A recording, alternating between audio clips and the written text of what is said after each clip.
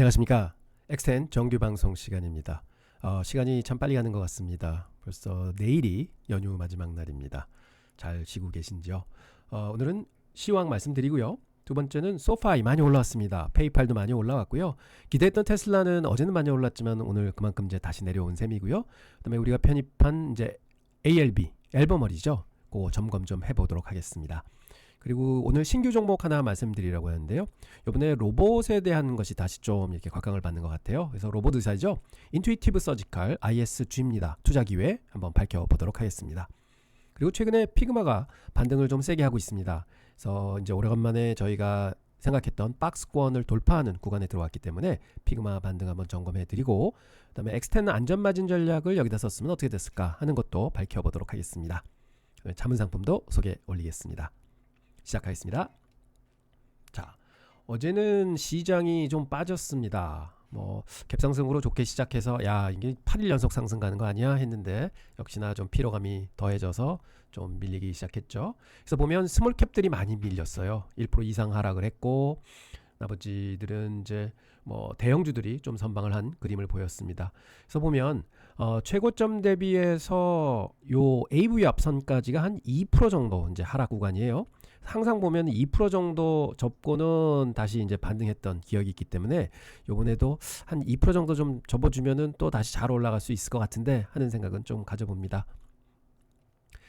근데 저희가 이제 추석 금요일서부터 연휴 시작해서 지금까지 왔는데, 이제 금요일날 한국 시장이 열립니다. 그러면 한국 시장이 닫혔을 때부터 지금까지 보면은 미국 시장은 조금 올랐다가요, 특히 소형주들이 많이 올랐다가 이제 다시 내려와서 지수상으로는 S&P 500은 이제 거의 보합이고, 나스닥이 0.16% 올랐고, 그 다음에 다우가 0.35%, 그 다음에 러셀 2000이 0.66% 정도 올랐습니다. 그래서 약간 올랐다 이 정도라서, 만약 미국 시장이 오늘 좀 더 빠진다든지 혹은 강보합 정도로 끝난다 그러면 내일 시장에 관련돼서 이제 금요일날 우리나라 시장에 영향을 미칠 거다. 하지만 이제 큰 움직임은 지금까지 없었다 하는 거 말씀드리고자 합니다.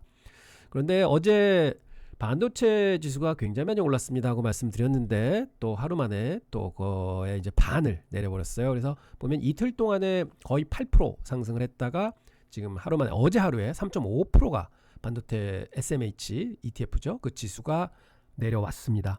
그래서 이게 그 대형 반도체 주식들이 굉장히 많이 밀렸구나 하는 거를 저희가 이제 지수로 알 수 있고요. 근데 저희는 이제 기쁩니다. 왜냐하면 저희가 바라는 소파이가 진짜 이틀 동안 많이 올라와 줬습니다. 그저께는 4.44% 올랐고 어제 6.75나 올라와 줬어요. 그래서 저희가 원래는 1차 진입 5% 하고 2차 진입은 22불 정도에 할 거다 하고 기다리고 있는데, 이제 그거를 무시하고 이제 그대로 올라왔죠. 저희가 25불 80센트에 5%를 샀습니다. 그리고는 그저께 오르고 어제 올라와서 저희가 28불 80센트에 50%로 프라핏 스탑을 합니다 하고 내놨고, 근데 다행히도요, 이게 어제 한 새벽 1시인가 2시쯤 갔는데 28불 이 근처 갔다가 또 다시 빠졌다 갔다 빠졌다가 결국은 28불 84센트가 고점이었어요. 그래서 저희가 28불 85센트에 놨으면 매도가 안 됐을 텐데 80전에서 다행히 매도가 됐습니다. 근데 저는 실전에서는 이렇게 28불 넘어가면 한 28불 한 30센트 40센트 되면은 그냥 물량 땡겨서 줍니다. 왜냐면 요렇게 체결이 안 될 수도 있거든요. 근데 요거는 이제 여러분들 보여드려야 되기 때문에 제가 한번 꾹 참았습니다. 근데 다행히도 50%가 실현 수익이 됐다. 그래서 현재는 200주 가지고 있다. 사실은 제가 어제 말씀드렸지만 400주 샀었죠. 그래서 이게 잘못 사가지고, 그래서 200주는 거기서 그냥 팔아버렸습니다. 근데 그 400주 계속 가져왔었으면은 아이고 수익 났을 걸. 근데 그렇게 생각하시면 안 됩니다. 그건 실수는 실수고, 실수는 그 자리에서 바로 잡고 저 약속했던 대로 100주를 그대로 팔았습니다. 그래서 100주가 현재 남아 있고요. 25불 80센트가 매입가, 그다음에 종가가 28불 14센트에 끝났습니다. 그래서 9% 현재 평가 수익 나고 있습니다. 또 요만큼이 또 이제 실현이 된 거죠. 자, 그래서 제가 뭘 할 거냐, 2차 진입은 이제 캔슬이 되고 21불 50센트의 스탑로스가 원래가 있었어요. 그 스탑을 제가 25불 위로 올려놨습니다. 그래서 이제는 끝까지 봅니다. 끝까지 보고 중간에 이게 더 올라간다 그러면 제가 스탑을 계속 올리는데 스탑의 기준은 저는 지금 여기 요 지나간 이게 50일 이동평균선이거든요. 그거를 거의 따라가려고 그러고 여기다 AV 합선을 좀 장착을 해보고 그게 이제 어디에 이제 위치하는가를 보면서 스탑을 자꾸 올릴 겁니다. 이게 바로 트레일링 스탑이라고 해서 스탑을 주가가 오르는 대로 계속 올리는 거죠. 그러니까 이익을 굳혀가는 겁니다. 지금은 25불에 스탑이 나가더라도 실현된 이익이 있기 때문에 우리는 한 200불 정도는 수익 나게 된다 하는 지금 계산입니다. 자, 그리고 페이팔도 많이 올라왔습니다. 지금 4일째 상승하고 있는데요. 뭐 4일째 한 15% 정도 바닥권에서는 올라왔습니다. 보시면 3.4% 올랐고 0.46 올랐고 그 다음에 2.95 그저께 올랐고 어제 4.66%가 올랐습니다. 그리고 한 76불까지 올라갔다가 좀 밀렸는데요. 저희가 78불에 30% 이익 실현한다고 지금 주문이 나가 있습니다. 그래서 요거는 사실은 오늘 정도 아니면 내일 정도에 좀 히트해줬으면 좋겠다 하고 생각하고 있고요. 현재는 스탑 로스는 68불로 정하겠습니다. 이제 더 이상은 이제 추가 진입은 없고 사실은 이제 저희가 페이팔도 조금 더 빠지면은 한 5%에서 10% 더 할 겁니다 하고 계획을 세웠었습니다. 근데 이제는 추가 진입은 없고 이제 많이 이제 출발을 했기 때문에 스탑도 저 밑에 세팅을 할 거를 지금 68불로 스탑을 올렸습니다. 요것도 50일 이동평균선 스탑에 걸려 있다. 이렇게 해서 요거는 스탑을 때리게 되면은 지금 저희 매수 단가가 67불 52센트이기 때문에 플러스로 끝나게 됩니다. 그래서 현재는 10% 정도 평가 수익이 나고 있습니다. 현재는 78불에 30% 매도 물량이 프로핏 테이킹으로 나가 있다. 이렇게 말씀드리겠습니다. 그래서 거기는 충분히 이제 요번에 갈 수 있지 않을까. 그리고 좋은 거는 200일 이동평균선을 상향 돌파했어요. 그리고 거래량이 많이 늘었습니다.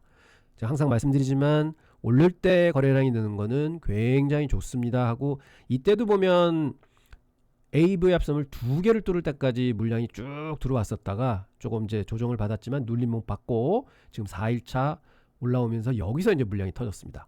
그래서 요게 이제 어떤 일이 벌어졌는가 좀 확인을 하고 이게 진짜로 의미 있는 상승인가 확인을 해봐야 됩니다. 이럴 때는 여러분들이 리서치를 해서 이제 분석을 해야 되는데 제가 한번 분석을 해드리도록 하겠습니다. 자, 페이팔이 인도의 거대한 결제 시스템인 UPI라는 회사가 있는데요. 거기하고 손을 잡았다는 엄청난 소식이 발표가 됐습니다.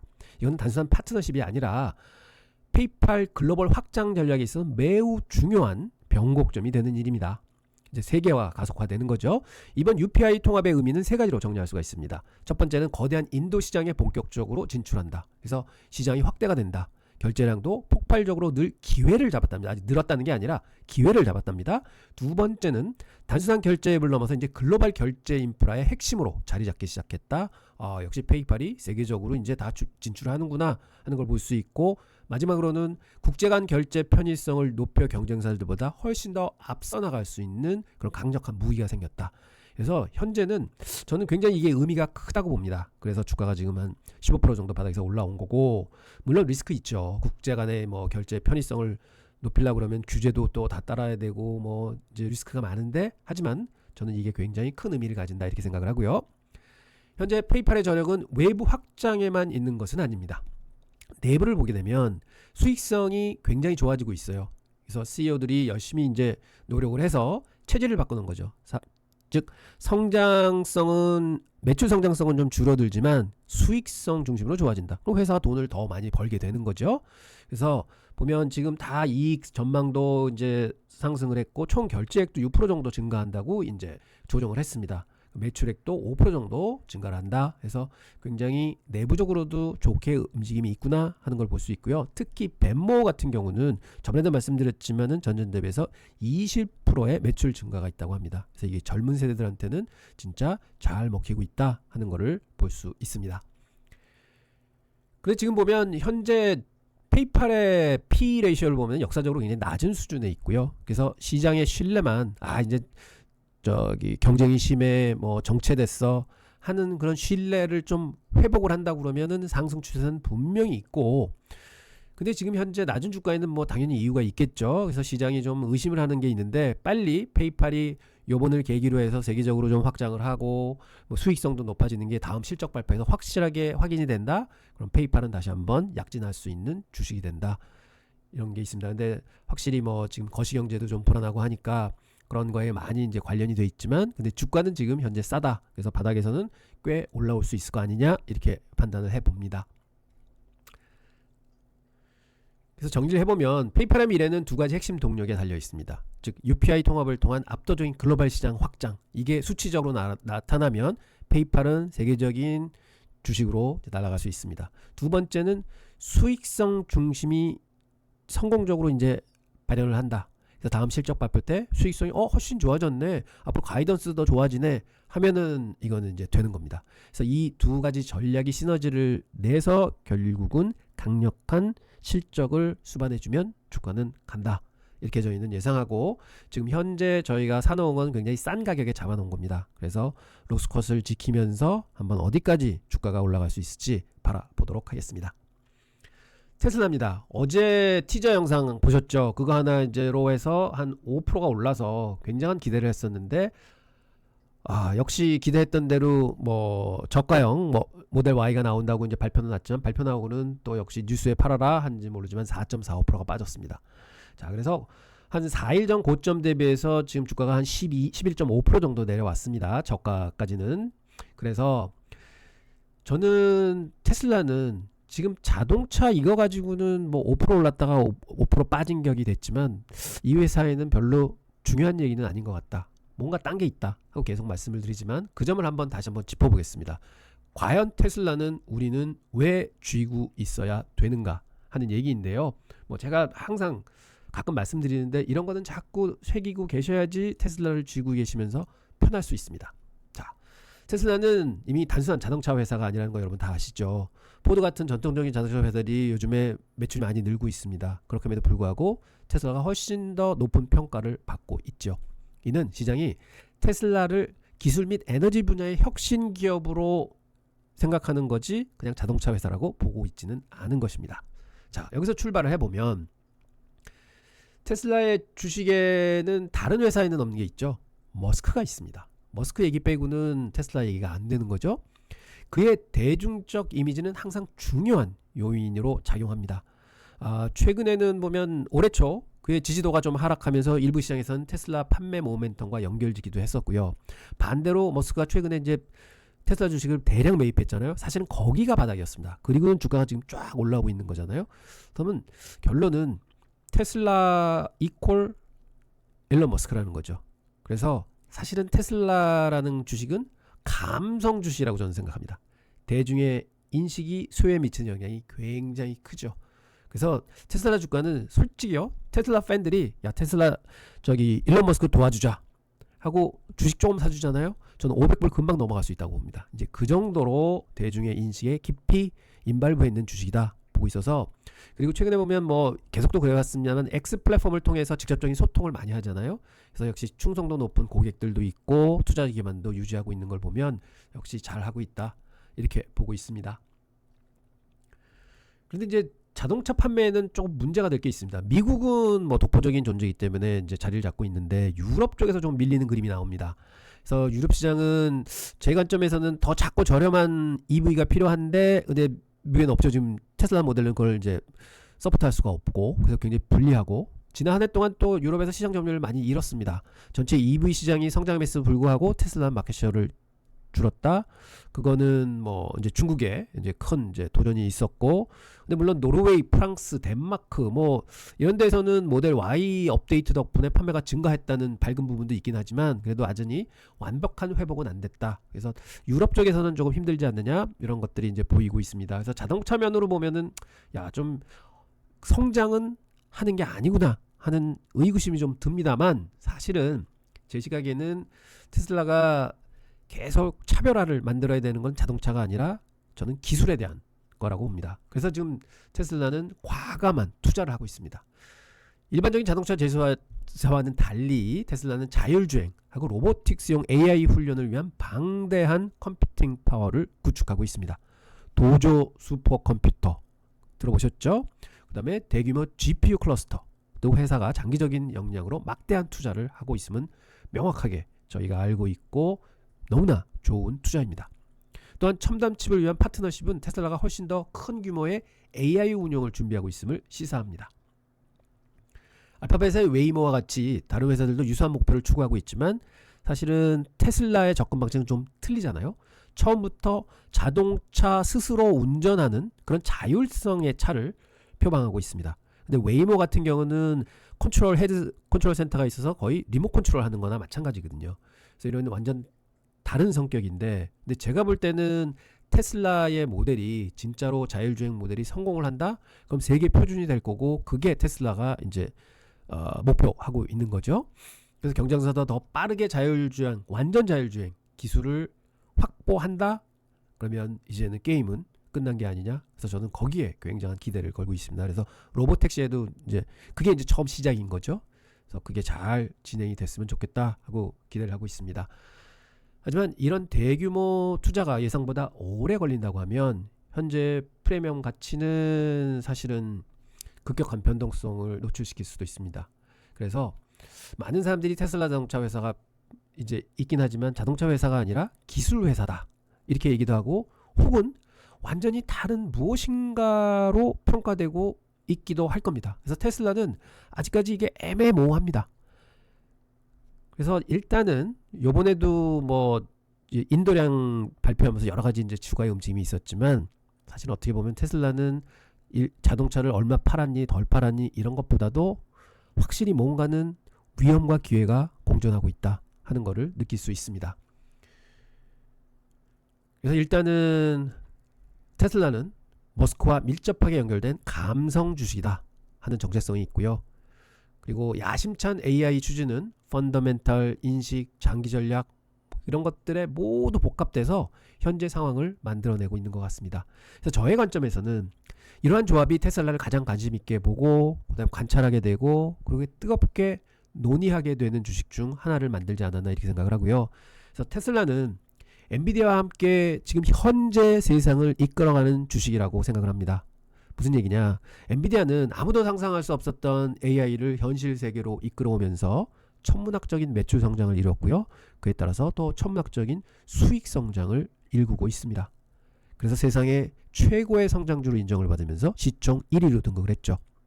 자, 테슬라도 충분한 꿈을 가진 주식이라고 생각합니다. 아직도 모든 사람들의 상상 속에는요, 완전 자율주행이라는 꿈이 있고 완벽한 휴머노이드 로봇이라는 꿈이 있습니다. 나가서는 우주여행이라는 꿈도 꾸고 있죠. 이러한 꿈을 주는 주식이 바로 테슬라라고 생각합니다.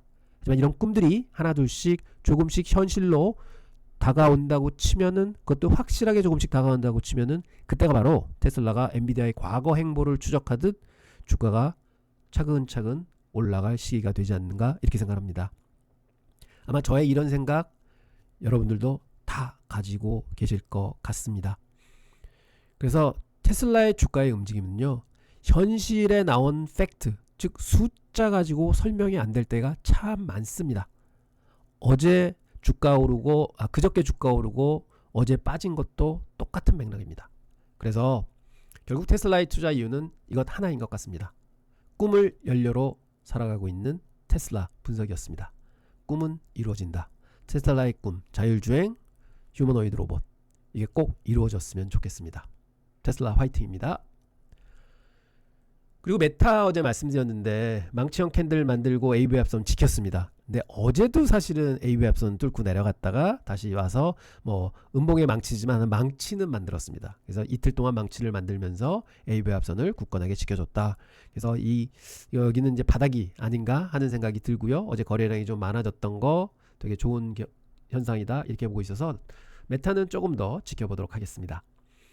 그리고 어제 소개시켰던 앨범알 뭐 이렇게 부르시는데 보면 지금 매집 뭐 이제 고점 근처에서 계속 단기 고점 근처에서 이제 매집이 이루어지고 있는데, 저는 이제 좀 더 오래 이제 쥐고 가려고 좀 빠질 때마다 이렇게 매집을 하고 있습니다. 그래서 앨범알은 좀 충분히 좀 포트에 넣어서 가도 되는 종목이 아닐까 저는 이렇게 생각해 봅니다. 왜냐하면 방금 전에 테슬라 말씀드렸지만 2차 전지는 올 수밖에 없는 세상이고, 그러면 알범알이 가장 큰 수혜주가 되지 않을까. 그리고 또 뭐가 있냐면요, 이건 확률은 저는 한 30% 정도 생각하지는 합니다만, 요즘에요 트럼프 행정부를 뭘 하느냐, 인텔도 투자했죠. 지분 투자했죠. 그 다음에 그 히토리오 회사 또 지분 투자했습니다. 그래서 한 30-40% 올랐는데, 요것도요, 생각해보면 미국이 유일하게 가지고 있는 리튬 업체거든요. 그래서 저는 지분 투자가 이루어질 확률도 존재한다. 그래서 그게 오면 여기서 한 20-30%, 30-40%는 그대로 좀 올라갈 수 있지 않을까 하는 거는 조금은 기대해 보고 있습니다.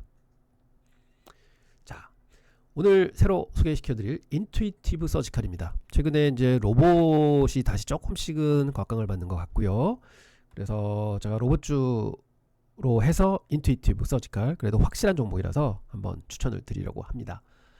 ISRG죠. 뭐 많이들 아실 거예요. 근데 이제 기술적으로 봐도 제가 이제 TTM 스퀴즈 이제 말씀드렸잖아요. 보면 이게 빨간불이 켜 있다가 이제 파란불이 켜지기 시작했습니다. 그래서 근데 여기서부터 이게 한 3년 동안의 주가인데 보면 여기 바닥권에 거의 또 와서 이제 서서히 좀 반등을 시도하는 국면에 와 있습니다. 그래서 저는 이거는 향후 한 2-3년을 보는 주식이다 생각을 하고, 이런 저점 매수는 굉장히 좋은 타이밍이 아닌가 이렇게 보고 있습니다. 자, 설명 좀 드리면요, 우리의 삶을 바꾸고 있는 혁신적인 기업이죠. 인투이티브 서지칼, 티커 ISRG입니다. 아마 의료계에 있으신 분들은 다 아시는 회사일 거예요. 외과 수술의 미래가 로봇의 손에 달려 있다, 뭐 이렇게 말씀을 드리는데 지금 이게 굉장히 좋은 주식입니다. 인투이티브 서지칼은 외과 수술 로봇의 절대 강자죠. 뭐 우리나라 병원 가시면은 뭐 로봇 수술하려면 뭐 돈을 더 내야 됩니다, 이런 얘기 많이 들으시고, 다빈치라는 또 말 들을 거예요. 그 회사예요. 수술 시스템을 통해서 최소 절개입니다. 뭐 이렇게 떡 구멍 하나만 내서 이제 쭉 들어가는 거죠. 그럼 패러다임을 완전히 바꿔놓고 있는 이제 기계인데, 의사가 콘솔에서 3D 고화질 영상을 보면서 로봇팔을 정교하게 움직이면서 수술하는 겁니다. 그래서 기존 수술의 한계를 뛰어넘는 정확성 그리고 안정성을 제공을 하죠. 그래서 이들은 단순히 로봇을 파는 것으로 끝나는 게 아니라 비즈니스 모델이 좀 있습니다. 그게 뭐냐 하면 사실은 뭐 면도기하고 면도날, 혹은 프린터하고 이제 저기 그 잉크 뭐 이렇듯이 그런 관계가 있는 게 있습니다. 보면 첫째는 시스템 판매는 다빈치 로봇 시스템 자체를 판매를 합니다. 혹은 리스를 해주죠. 그리고 바로 뭘 하느냐, 거기에 가장 중요한 부속품, 도구 이런 것들을 이제 계속 파는 거죠.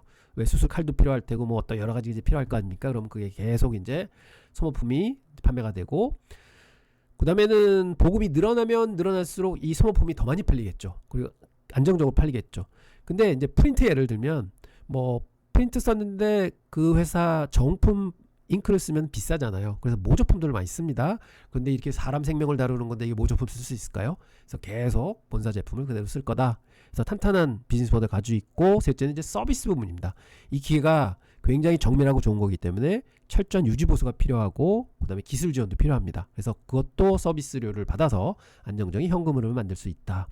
그래서 현재 이든 이제 폐조직 검사용 아이온 플랫폼이라는 거 하고, 그 다음에 단일공 수술용 다빈치 SP를 통해서 포트폴리오를 성공적으로 딱 자리매김을 하고 있습니다. 그래서 시장 지지 매력이 점점 더 커지고 있다, 이렇게 볼 수 있겠고요. 실적 보면 현재 글로벌 고령화 추세와 건강에 대한 관심 증가는 최소 절개 수술 시장의 구조적 성장을 이끌고 있습니다. 그래서 강력한 순풍이 작용하고 있고요. 환자들은 더 빠른 회복, 그 다음에 적은 흉터를 원하죠. 그래서 병원 수술 성공률과 효율성을 두 개 다 쫓을 수 있는 아주 좋은 이게 툴이 아닌가 이렇게 보고요. 그다음에 인투이티브 서지칼이 개척한 로봇 수술 시장은 이러한 모든 요구를 충족시키는 솔루션으로 작용을 하고 있고, 물론 뭐 메드트로닉이나 존슨앤존슨에서도 이런 거를 이제 경쟁이 뛰어들라고 막 준비를 하고 있지만, 사실 어떻게 보면 역설적으로 이런 로봇 수술 시장이 이제 앞으로 점점 더 커질 수 있겠구나 해서 좋은 쪽으로 이렇게 볼 수가 있는 거고요. 그다음에 전체 시장의 파이가 커진다. 그러면 이 인투이티브 서지칼에는 훨씬 더 좋은 겁니다. 그래서 글로벌 이제 시장이 지금은 한 122억 달러 정도 되는데 10년 후에는 거의 460억 불이 된다. 그러니까 대충 연평균 한 15% 정도 성장할 거다. 이렇게 뭐 AI처럼 뭐 35% 이렇게 성장하는 건 아니지만 그래도 15% 성장률은 꽤 큰 겁니다. 인투이티브 서지칼은 지난 수십 년간 경이로운 성장을 보여줬습니다. 특히 코로나 팬데믹 이후에 수술 건수는 연평균 15% 정도 증가하고 있고요. 그다음에 가장 주목할 만한 전체 매출의 이제 반복 매출입니다. 즉 소모품과 서비스가 차지하는 반복 매출이 75%나 증가하고 있습니다. 그러니까 소모품도 계속 팔리는 거구나, 이렇게 될 수 있어서 한번 설치된 다빈치 시스템이 지속적으로 현금을 창출하는 그냥 수익 자동화 기계다, 이렇게 볼 수 있는 거죠. 회사의 실적 안정성을 극도로 높여주는 핵심 요소로 작용하고 있습니다.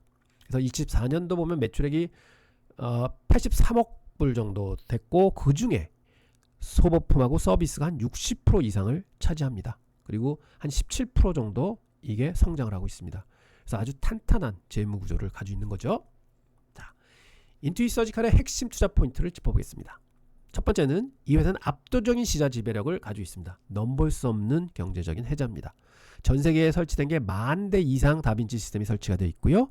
그 다음에 수술이 1200만 건 이상 수술이 진행이 됩니다. 그래서 거기서 축적되는 임상 데이터가 어마어마합니다. 그리고 매년 수만 명의 외과 의사들을 체계적으로 훈련시키고 있습니다. 그 누구도 단기간에 이런 거는 모방할 수가 없습니다. 그렇기 때문에 경제적 해자를 가지고 있다. 그리고 만약 다른 시스템을 갖다 쓴다? 그럼 병원은요, 막대한 전환 비용이 듭니다. 그래서 다른 시스템을 갖다 쓸 이유가 없다. 이렇게 되는 거죠. 이게 강력한 해자를 가지고 있다. 그래서 굉장히 중요한 포인트입니다.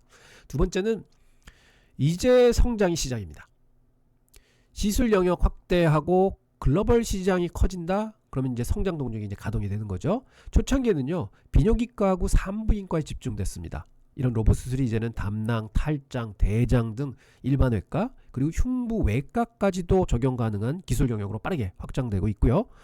그래서 기존 시스템의 가동률을 높여서 소모품 매출을 더 빨리 또 진행을 시키는 거죠. 수술이 많아지면 많아질수록 돈을 더 많이 버는 구조가 되어 있다고 아까 말씀드렸죠.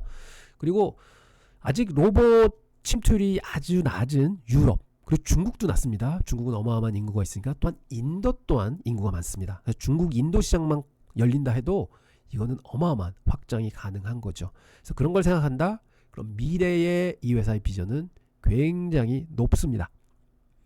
그리고 세 번째는 인투이티브 서지칼이 단순한 하드웨어 제조사가 아닙니다. 즉 데이터와 AI로 무장한 미래 수술실을 만드는 회사로 약진할 수 있는 거죠. 요즘에 다 AI잖아요. 수백만 건의 수술 데이터 가지고 있고 이거를 인공지능한테 딱 줘서 공부를 시킵니다. 분석을 시킵니다. 그럼 수술의 효율성을 훨씬 높이고 성공률도 훨씬 높일 수 있다는 거죠. 지금까지는 의사가 직접 손으로 집도를 하면은 그 의사밖에 모릅니다. 이제는 AI 로봇이 집도를 하게 된다. 그러면 모든 그 데이터를 축적을 하고 모두가 나눌 수 있는 거죠. AI가 공부할 수 있는 데이터가 생기는 겁니다. 이건 대단한 겁니다. 그래서 이제는 수술 인사이트를 제공하는 플랫폼으로도 진화가 가능한 것입니다. 2024년에 출시된 차세대 다빈치 시스템 다빈치 5는 1만 배 이상 향상된 컴퓨팅 파워와 포스 피드백 기술을 통해서 수술 중 조직의 질감을 느낄 수 있게 해주는 경쟁사와는 기술 격차가 너무 큰 새로운 기능을 가지고 있습니다. 그래서 이런 거 보면 타의 추종을 불허하는구나 하는 거를 볼 수가 있습니다. 그래서 결론은 명확합니다. 바인데요. 이건 장기 바입니다. 그래서 싸게 사야 되잖아요. 근데 지금은 참 매력적인 가격인 것 같습니다. 그래서 현재 앞으로의 시장은 단기적인 금리 변동성도 있고 경제 심화에 대한 경쟁 심화에 대한 우려도 있죠. 그래서 이 회사가 너무 비싸다, 다른 경쟁사가 나올 거다, 이렇게 얘기를 하고 있지만 저는 그래도 구간이 명관이다. 그래서 이 경제적 해자는 이 회사는 가지고 있다 생각하기 때문에 지금서부터라도 포트에 담고 가져가야 되는 거 아닌가, 저는 이렇게 생각합니다. 그래서 인투이티브 서지칼이 구축한 강력한 해자, 구조적 성장 스토리는 단기적인 시장의 소음을 압도할 거다, 이렇게 생각을 합니다. 그래서 외과 수술의 패러다임을 바꾸고 인류 건강에 기여하는, 그리고 인류에 공헌하는 아주 좋은 회사입니다. 그래서 장기 성장, 저는 한 표를 주고 있습니다. 그래서 구체적인 투자 전략 말씀드리면 현재 445불 전후에서 이제 움직이고 있는데요. 저는 지금 가격 괜찮은 것 같습니다. 그리고 1차 매수 이제 하시고요. 분할 매수로. 2차는요. 조금 더 빠지게 되면 한 410불, 390불, 지금부터 한 10% 정도 더 하락하는 겁니다. 거기서 비중을 추가하시는 것도 괜찮을 거다. 저 정도 가격이면은 일생일대 제일 싼 구간이 아닐까? 저도 기다리고 싶지만 이게 도망갈 수도 있을 것 같아서 저는 지금 삽니다. 그리고 단기적인 주가 변동에 일입이 할 필요 없으세요. 그리고 이거는 주가 400불대에 있어서 되게 무겁습니다. 근데 이제 바라보면은 사실은 지금 테슬라도 400불대 있잖아요. 테슬라하고 이거는 이 무게가 거의 이거는 한 100kg 되고 테슬라는 20kg 정도 되는 느낌이 드는 겁니다. 그래서 좀 지루하긴 하지만 그래도 바이앤홀드 할 만한 주식이다 말씀드립니다.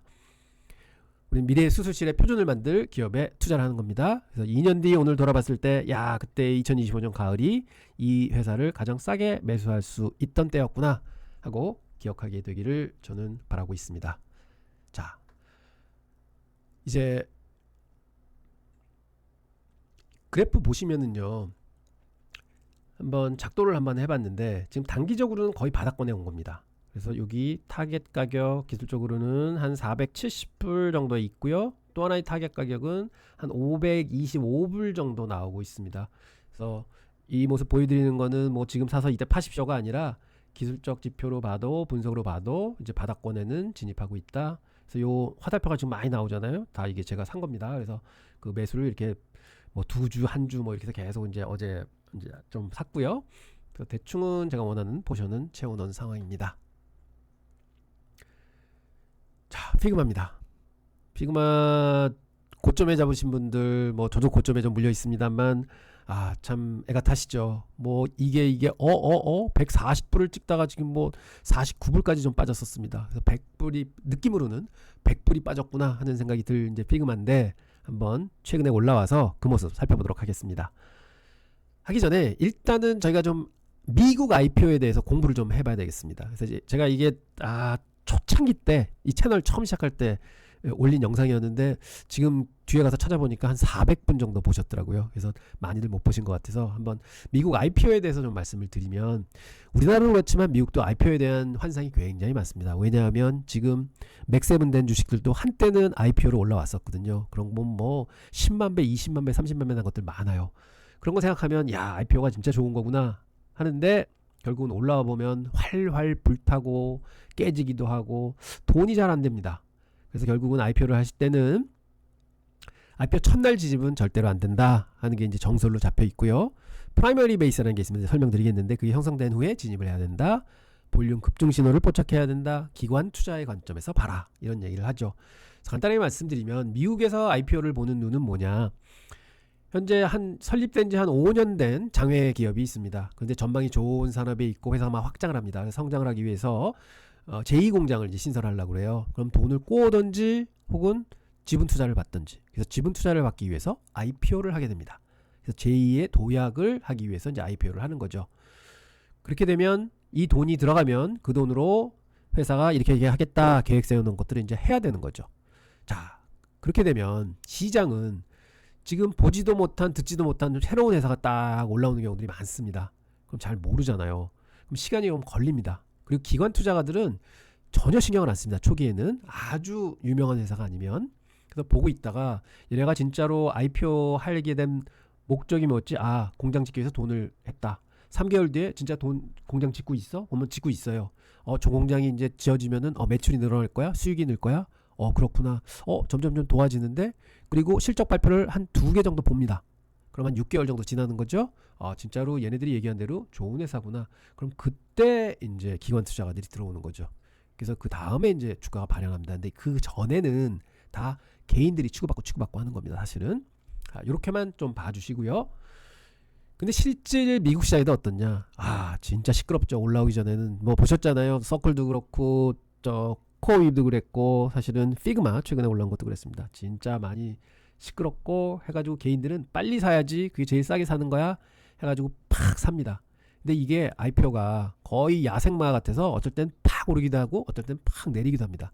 그래서 사실은 상장 초기에는 투자하는 게 아니다, 이런 정설이 있는데 개인들은 좀 조급하시잖아요. 그리고 어쩔 땐 좀 맞아가지고 뭐 100% 200%도 주기도 하고요. 그래서 이런 게 이제 IPO 시장이다 이제 보셔야 되는데, IPO 된 종목들의 투자 정석은 이렇습니다. 처음에 올라와서 상승을 하더라도 이거는 무시하고 얘네들이 이제 이 자리를 잡기 시작합니다. 이거를 베이스라고 합니다. 쭉 자리를 잡으면서 여기서 거래량도 막 늘었다가 줄고 하다가 여기서는 거래량이 뚝 떨어집니다. 이게 한 3개월 갈 때도 있고 한 6개월 갈 때도 있습니다. 그래서 보면 거래량 기준으로 봐도요, 처음에 확 올라올 때 빼고는 올랐다 내렸다 올랐다 내렸다 해서 이제 변동폭이 점점 적어지죠. 그리고 물량도 점점 줄어듭니다. 거래량도. 그러다가 무슨 일이 일어나느냐, 어느 순간 거래를 빵 치면서 이제 이 박스권을 돌파하게 되죠. 이때서부터 사실은 진짜 주식이 되는 겁니다.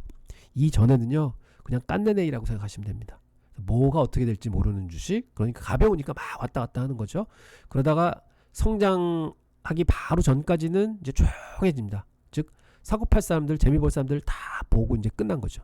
여기서부터 이제 거래가 터지면서 이거는 뭐 실적 발표라든지 회사의 중대 발표라든지 아니면 큰 손의 진입이라든지 이런 것들이 이 거래량을 만들고 이 큰 장대 양봉을 만듭니다. 그럼 여기서부터 주가는 탄력을 받고 올라가는 겁니다.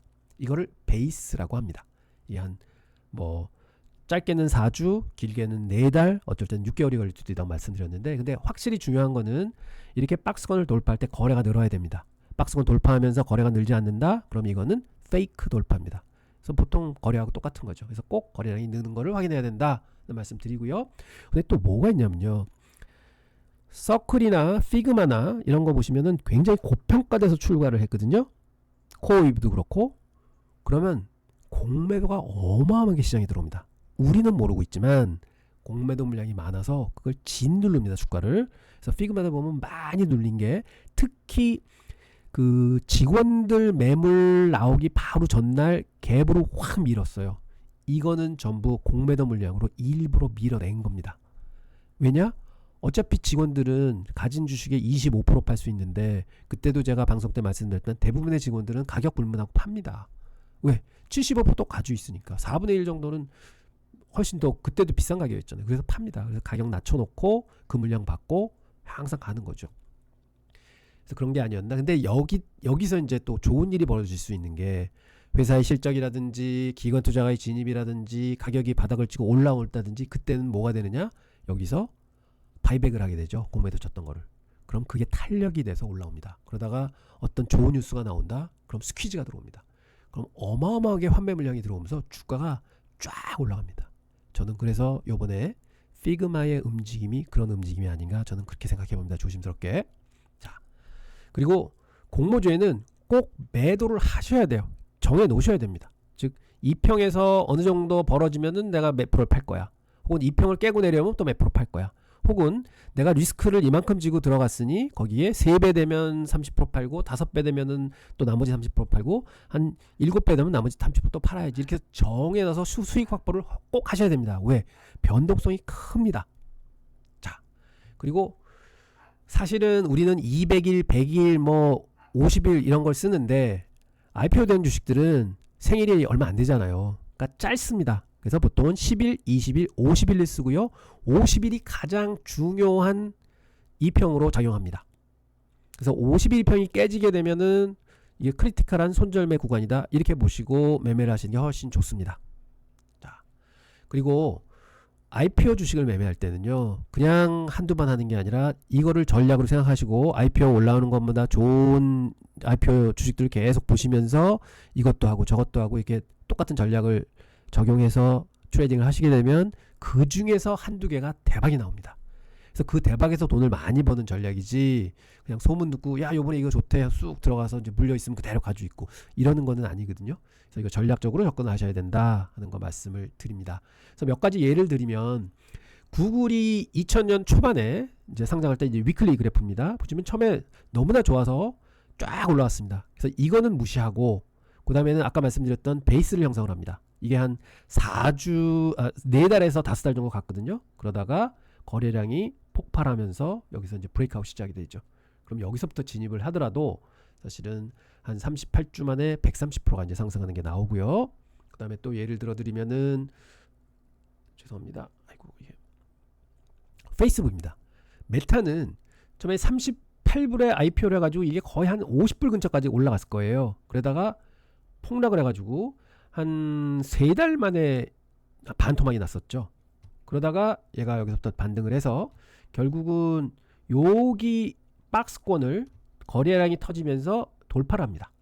그래서 여기서 계속 올라오는 거죠. 그래서 꼭 베이스가 형성이 된다 하는 거 보셔야 되고요. 그다음에 넷플릭스예요. 이건 2002년도에 이제 올라왔는데 보시면 그때 시장이 되게 안 좋았어요. 나스닥 100이 35%가 빠져서 얘도 70%가 빠집니다. 상장하자마자. 그러다가 여기서부터 이제 반등을 해서 결국은 얘도 이 박스권을 언제 돌파를 하느냐, 요때 돌파를 하는데 거래량이 막 터집니다. 이게 그래프가 좀 잘렸는데 터지면서 여기서부터 시작한 게 45주 동안 350%가 올라갔죠. 그래서 이러한 것들이 존재한다 하는 거 봐주시기 바랍니다. 그래서 이제 피그마 다시 말씀드리면 우리가 상장할 때 말들이 많았습니다. 이제 얼마에 붙을까 했는데 2023년도에 어도비에서 인수하려고 그럴 때 시총이 한 20 빌리언 정도 됐어요. 그 다음에 24년도에 이게 깨지고 난 다음에 회사에서 직원들 보고 아니 그러면 너의 20.5 빌리언에 내가 인수해 줄게 이렇게 했고, 그 다음에는 회사에서 보너스를 줄 때 회사의 가치를 12.5 빌리언으로 생각해가지고 계속 보너스를 줘왔습니다. 주식으로도 보너스 주니까 가치를. 그러다가 이제 상장을 하면서 33불을 찍게 되는 거죠. 그게 딱 요 어도비 때 가격으로 이제 책정을 하고 올라온 겁니다. 그런데 이게 상장 처음 할 때 애널리스트들이 이제 예상한 게 IPO 하는 거를 25에서 28불 정도에 찍힐 거다 처음에 이랬다가 이제 33불로 결정이 됐죠. 그 다음에 25년 예상 주가를 55에서 70불, 26년의 예상 주가를 75에서 90불, 5년 뒤에 예상 주가를 140에서 140불을 책정하고 있었어요. 그래가지고 야 이제 이게 얼마에 붙을까, 시초가가 얼마에 붙을까 막 했는데, 저는 그때 뭐라고 말씀드렸냐면 프리미엄을 이 가격 33불에 한 25%에서 50%는 줘야 되지 않느냐. 그리고 그때 굉장히 서클하고 코어이브 때문에 IPO 시장이 핫했습니다. 그렇게 되면 한 40불에서 55불 정도가 시초가 레벨이 나왔습니다. 그래서 저는 저 정도 붙으면은 무조건 사서 이제 운영을 하면 된다 하고 생각을 했는데, 와 웬걸 이게 얼마 붙었냐면 33불에서 저는 40에서 55불 예상했는데 85불을 찍었습니다. 근데 사실은 정가격 거래 안 됐고요. 새벽 2시인가 이제 거래되기 시작했죠. 그때 제가 넣었을 때는 90불 65센트인가 시초가에 넣었는데 그렇게 붙었습니다. 그래가지고 이제 그렇게 이제 시초가에 붙었고, 거기에 이제 120불까지 갔다가 115불에 이제 종가를 끝나죠. 첫날 115불을 기록합니다. 그리고 둘째 날 142불을 찍고는 그래도 120불 지켰어요. 근데 문제는 그 다음 날이죠. 80불 때까지 다시 내려옵니다. 그래서 이제 그 다음부터는 이제 빠지기 시작했죠. 그러니까 결국은 142불에 잡으신 분들은 한 이틀 만에 80불까지 내려온 겁니다. 아찔한 순간이었습니다. 이게 다 공매도입니다. 여기서 밑에 내린 게 거래량 많이 늘었죠. 그리고는 반등해 주기를 기다렸는데 내려오고 여기서 직원들 물량 나온다는 얘기 나오면서 또 갭으로 떨어지고. 그래서 요 박스권, 그러니까 요게 딱 뭐냐, 40에서 55불이에요. 요 박스권이. 그래서 제가 예상했던 한 40불 60불권에 내려와서야 이제 자리를 잡기 시작했습니다. 사실은 이게 없었으면 이렇게 시작해서 이렇게 이제 겪겠죠. 그래서 결국은 이게 그 시장의 어떤 세력들에 의해서 올라갔다가 내려왔다 이렇게 볼 수 있습니다. 그래서 이 박스권에 지금 계속 이제 제가 이 박스권을 그려놓고는 이거를 상향 돌파해야 됩니다 하는데, 여기서 돌파 시도했을 때는 거래가 안 늘었잖아요. 그래서 이건 페이크 시도였고, 그다음에 여기서 첫날 뚫었죠. 이 그저께입니다. 거래량이 틀렸습니다. 그럼 이거 두 개로 봅니다. 여기서 이 공매도 세력들이 이제 충분히 먹고는 이제 들어오는구나, 환매가 들어오는구나, 이렇게 이제 볼 수 있는 겁니다. 뭐 특별한 뉴스 나온 게 없습니다. 뭐 오픈 AI 뭐 어떤 컨퍼런스에서 좀 이제 멘트를 냈다 이런 건 있지만 그거는 이제 뭐 큰 게 아니니까. 그리고는 그 다음 날도 이 박스권을 완전히 돌파합니다. 그래서 이제는 가나보다. 아까 말씀드렸던 IPO 공식으로 따지면 이게 이제 가는 겁니다. 그래서 지금 60불 84전으로 어제 끝났는데 이게 최고치 64불까지 찍었었습니다. 64불이어지나 딱 요 자리입니다. 그래서 64불. 그래서 내일 만약 64불을 뚫고 이제 오늘 저녁 때 이제 올라간다. 그래서 이 AVF 선짜리 간다. 그럼 갭 다 메꾸고 이제서부터는 좀 본격적으로 좀 상방으로 좀 타진하지 않을까. 이러면 이제 기관 물량들도 들어올 수 있습니다. 충분히 이제 공매도 색들 다 나가는구나. 그럼 우리도 이제 천천히 시작을 해보자. 충분히 할 수 있는 상황이고, 12월 초에 이제 실적 발표 또 나옵니다. 그러면 한 달 반 남았는데 그 전까지 좀 좋은 얘기들이 나와서 충분히 한 80불까지는 좀 회복을 해줬으면 좋겠다. 저는 이렇게 기대하고 있습니다. 최저점 49불 55센트까지 찍었습니다. 그러니까 50불이거든요. 딱 요 제가 생각했던 이제 IPO 가격이었는데, 그래서 결론적으로는 저는 좋게 봅니다. 그래서 저희가 이제 두 계좌를 따로 터서 두 전략을 이끌어 갔었습니다. 그래서 한 전략은 첫째 날, 둘째 날, 셋째 날 사고 가져왔던 전략이고요. 그거는 현재 평가로 29% 마이너스 나 있습니다. 그리고 저희가 안전마진을 전략을 썼습니다. 근데 이 안전마진 전략은 조금 다르게 썼습니다. 공격적으로 썼습니다. 그래서 8% 빠질 때마다 샀고요. 그 다음에 똔똔돼서 매도를 할 때는 반을 매도를 해야 되는데 저희가 30% 매도를 했습니다. 왜? 물량 확보를 많이 하기 위해서. 그래서 그 전략은 지금 14%가 마이너스가 있습니다. 그래서 저희가 보는 피그마는 지금 현재 요 박스권을 거래 실으면서 뚫었기 때문에 큰 이변이 있지 않는 한 요 선이 지금 60불 선이 지지선으로 작용을 할 거다. 그리고 AV 합선도 요게 빠르게 좀 올라올 겁니다. 그렇게 되면 AV 합선과 요 60불대가 지지대로 작용을 한다. 그럼 거기서부터는 조금 상방을 볼 수 있지 않느냐 이렇게 보고 있습니다. 그런데요, 저희가 아주 표준적인 피그마를 X10 안전마진 전략으로 썼다. 그러면 어제 종가 기준으로 마이너스 2%나 있습니다. 근데 저희는 공격적으로 30% 터는 걸 해가지고 이제 19%가 나 있는데, 15%가 나 있는데, 근데 종목당으로는 지금 31%나 있습니다. 요건 또 뭐냐면 첫날 안 사고요. 둘째 날 종가, 셋째 날 종가, 그러니까 월요일 날입니다. 셋째 날 종가에서 88불 60센트에 처음 들어간 겁니다. 그러니까 이게 사실은 시초가, 즉 그 첫날 시초가 정도 가격입니다. 거기에서 들어가서 이제 X10 10% 빠지면은 또 물타기 하고 10% 빠지면 또 물타기 하고 또 본전 올라와서 본전되면 또 팔고. 그래서 이렇게 했더니 7번 사고 3번 팔았거든요. 그랬더니 주식은 바이앤홀드 했으면 31% 마이너스가 됐는데 요거는 2% 손실로 지금 잘 방어하고 있다. 이렇게 봐집니다. 그래서 야, 역시 X10 안전마진 전략은 막강한 전략이구나 하는 걸 볼 수 있고, 내일 오늘 밤에 2%만 더 올라가주면 이제 플러스로 전환한다. 이렇게 말씀드리겠습니다. 어제 장중에는 전환됐었습니다. 플러스. 자, 또 이 면책 조항이 이렇게 돼 있고요. 그래서 저희 지금 포트는 23종목 실려 있고요. 어제도 좀 매매를 많이 했습니다. 좀 많이 줄이고 이제 또 새로운 종목이 들어왔기 때문에 좀 털기도 하고 돈이 많이 없어서.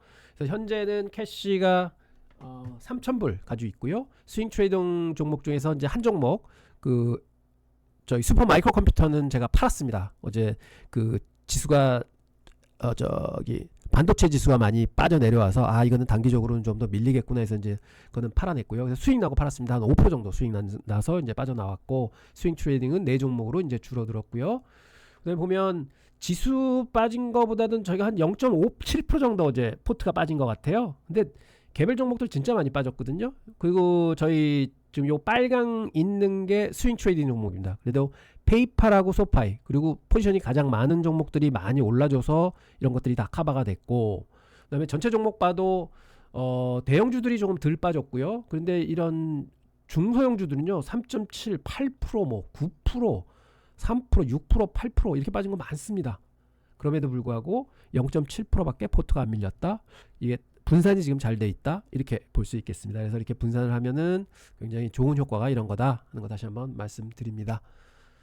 자, 오늘 이제 말씀드릴 것을 좀 말씀드렸고요. 다시 한번 저희 백두산 프로젝트 게시를 했고, 백두산 클럽에 좀 가입을 해주십시오 말씀드리면서, 지금 삼성에서 이제 WMC라는 자문 서비스를 게시를 합니다. 그거는 저희가 이제 출근하게 되면 본격적으로 이제 마케팅을 할 테고 좀 많은 성원 부탁드립니다. 다시 한번 성원 부탁드린다 말씀드리고요. 질문 있으시면은 inbexgpt@gmail.com으로 메일 주시면 되겠습니다. 오늘도 노고 많으셨고요. 또 내일은 더 좋은 영상 가지고 찾아뵙도록 하겠습니다. 감사합니다.